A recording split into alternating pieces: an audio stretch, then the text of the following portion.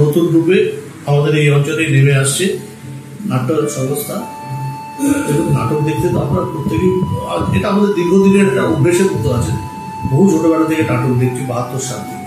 কলকাতার অ্যামলেট থেকে শুরু করে, বাণিজ্য সংবাদ থেকে শুরু করে, ডিরের দরবার থেকে শুরু করে, বর্তমানে ঐতিহ্য মঞ্চ আপনারা দেখেছেন, নাট্য উৎসব হয়েছে, জাতীয় নাট্য উৎসব হয়েছে, পরেশ রাওয়ালের মতো অভিনেতারা এসছে।